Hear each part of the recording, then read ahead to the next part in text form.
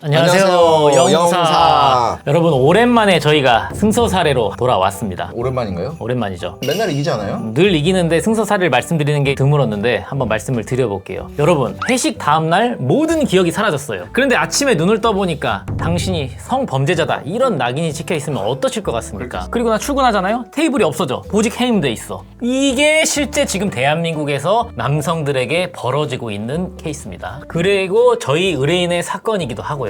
직장을 회식을 했어요. 회식하면 뭐 술자리를 하잖아요. 그 소맥 딱 그냥 시원하게 마셨는데 그 다음날 충격적인 소식을 듣게 돼요. 직장 동료 여성분이 다음날 본인을 준강제추행 그리고 준강제추행 치상 이렇게 고소를 하고 신고가 했다 이런 소식을 듣게 된 거예요. 심지어 식당 내에서도 강제 추행을 했다고 하고 가장 은밀한 곳 화장실에서도 강제로 추행해서 상해까지 입혔다는 혐의죠. 거의 최악인데 그런데 우리 의뢰인은 사건 당시 기억이 사라져 있습니다. 피해 여성분도 나도 기억이 사라져서 블랙아웃 상태였다 이렇게 지금 주장을 하고 있는 케이스였습니다. 여러분 이 사건이 그냥 남녀끼리 발생했던 작은 불장난 감정적인 오해였을까요? 아니면 법의 심판을 받아야 할 진짜 심각한 중대한 범죄였을까요? 수많은 남성들이 사회생활을 하면서 겪을 수 있는 이 억울한 상황 과연 어떻게 벗어날 수 있을까요? 그래서 오늘은 기억 없음이라는 주장의 공방 속에서 오직 증거, 이 증거 하나가 진실을 밝혀낸 의뢰인의 사례를 통해서 남자들이 어떻게 대처해야 되는지 이걸 한번 좀 말씀드려 보려고 해요. 사회생활에서 남성들이 꼭 아셔야 될 성범죄 대처법을 법률 전문가의 시선으로 성공 사례를 통해서 여러분들께 낱낱이 파헤쳐 드려보겠습니다.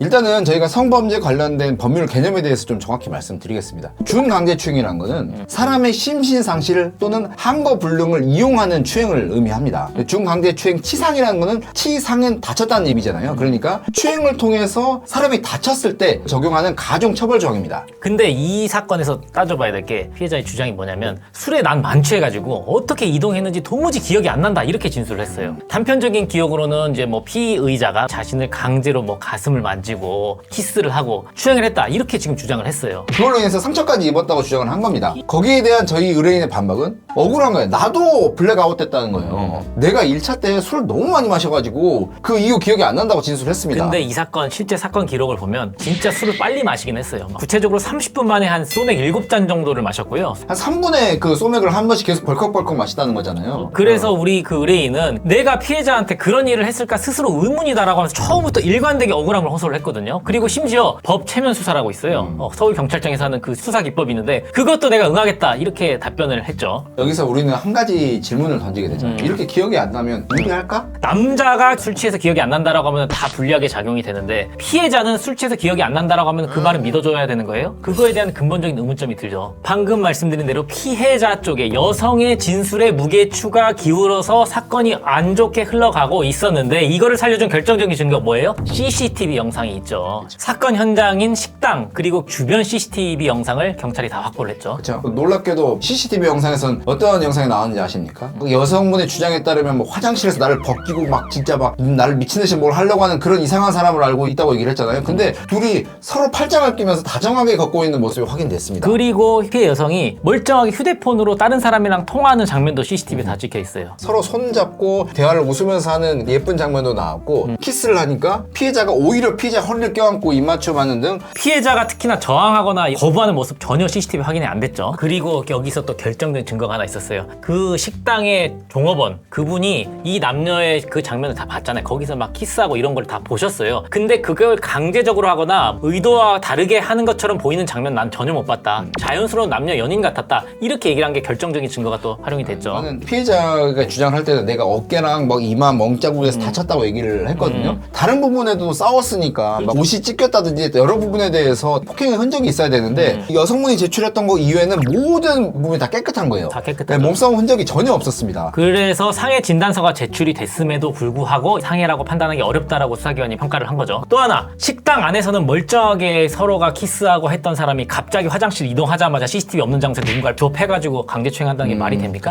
그게 말이 안 된다라는 거를 경험칙상 위반된다라는 걸 강력하게 변소를 탄핵을 해낸 거죠. 그렇죠. 결국은 피해자 진술의 신빙성 그리고 알코올 블랙아웃 기억의 오류 가능성까지 의심이 된다라고 봐서 피해자 여성의 진술도 믿을 만한 게 못 된다라고 해서 이제 혐의 인정하기 어렵다라고 결정을 내렸죠. 법원으로 가지도 않고 경찰 검찰 단계에서 증거 불출문으로 바로 신속하게 끝낸 대단한 케이스입니다.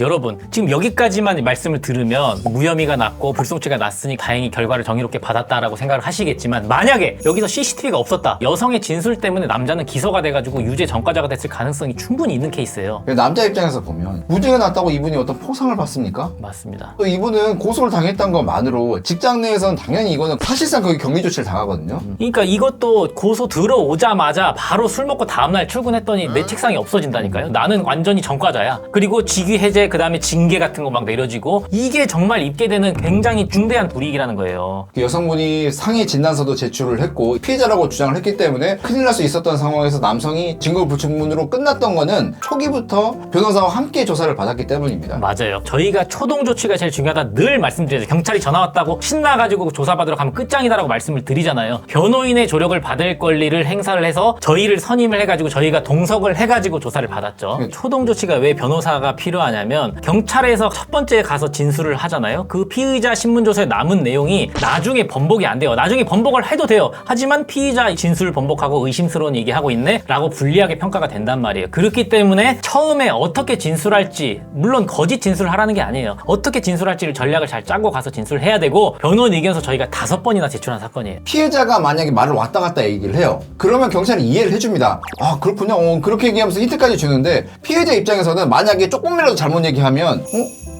이상한데? 오히려 누가 봐도 유도신문 비슷한 질문들도 하고 그렇기 때문에 수사 단계에서는 정말 변호사 선임이 제일 중요합니다. 1회 조사받으러 갔을 때 분위기 정말 안 좋았습니다. 진짜 이거는 큰일 났다 이렇게 생각이 들 정도로 안 좋았는데 객관적인 증거와 비교하고 여성의 진술도 모순점이 많다는 걸 하나하나 법리적인 차이를 저희가 주장을 했고 가장 중요했던 거 블랙아웃과 한거 불능의 법률적인 차이점을 저희가 주장을 잘 해냈죠. 대부분 많은 수사기관은 블랙아웃 됐으면 거의 중강제추행 아니냐 그래서 블랙아웃과 한거 불능이 거의 동일하다고 주장을 하는데 저희는 그게 아니란 점을 논리적으로 밝혔죠. 법원 판례 중에 이런 판례가 있어요. 이 판결도 저희가 의견서에도 다 기재를 한 판결인데 피해자가 성관계 당시에 인지 기능이나 의식이 정상 범주에 있다가 주치로 인한 일시적인 기억 상실증 이른바 블랙아웃을 겪어서 사후적으로 상황을 기억하지 못하는 것이라면 피해자가 성관계 등을 할 당시 심신상실 또는 한거불능 상태에 있었던 것이라고 단정할 수 없다 이렇게 판단한 판례가 있거든요. 무슨 말이냐면 또 우리 사건의 여성분도 일시적으로 기억이 상실됐잖아요. 근데 그 앞전에는 팔짱 끼고 들어왔잖아요. 거기서 허리 안고 뽀뽀했잖아요. 키스했잖아요. 그랬는데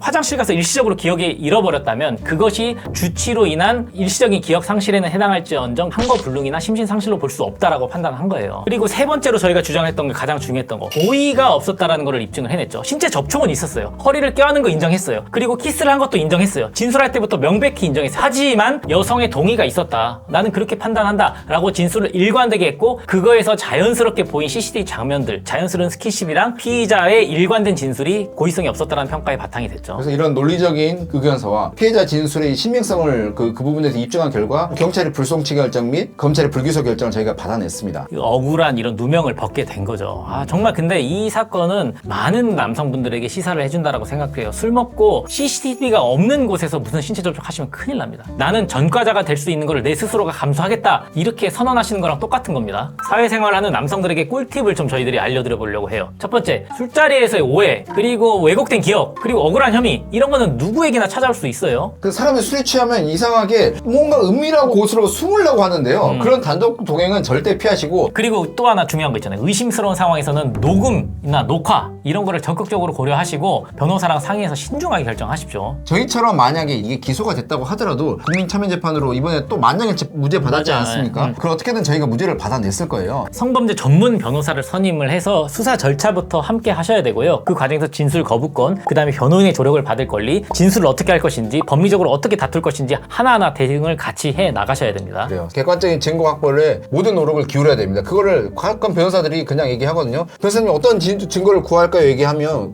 본인이 좀 찾아보세요. 그렇게 하는 사람들도 많아요. 그렇게 하면 안 됩니다. 이거는 의뢰인에게 모든 역할을 지시할 거는 변호사거든요. 네. 변호사가 CCTV, 블랙박스 통화 기록, 메시지 내역 등 사건에 조금이라도 도움이 될 수 있다면 모든 증거를 모아야 됩니다. 그리고 이 사건에서 가장 중요한 거, 변호사 중에 사건 현장에 탐정처럼 가는 변호사 없어요. 이 사건 현장을 갔습니다. 저희 법무부인 직원, 여성 직원을 대동해서 가가지고 사진을 찍었어요. 그 사진을 찍으면서 현장을 보니까 이건 도저히 이 피해 여성이 당했다라고 하는 걸까 일어날 수 없는 공간이다라는 걸 확실하게 의견서에 사진 증거 다 첨부해서 제출했고요. 그것이 이 의뢰인을 살려준 결정적인 키가 된 겁니다. 그리고 네 번째는 신중하게 진술하고 법리를 이해해야 됩니다. 무슨 말이냐면 기억이 없다는 게 사실이라고 하더라도요. 그 말만 하면 안 되고 거기에 뒷받침되는 왜 기억이 없었는지 자기 말에 대해서 책임질 수 있는 여러 근거를 확보를 해야 됩니다. 그리고 다섯 번째, 사건이 발생한 장소의 특수성을 이해하시라고 말씀을 드릴 건데요. 방금 전에 말씀드린 것처럼 그 의뢰인이랑 변호인이랑 같이 현장까지 가본다라는 얘기입니다. 여러분들, 법은 감정을 묻는 절차가 아니에요. 오직 그때 증거와 사실, 그에 따른 책임만을 따릅니다. 근데 아쉬운 부분은 그에 따른 책임이 유독 남성들에게 책임이 과중한 경향이 상당히 많습니다. 둘 다 똑같이 블랙아웃인데 똑같이 진술이 신빙성이 없어도 남성이 말을 하게 되면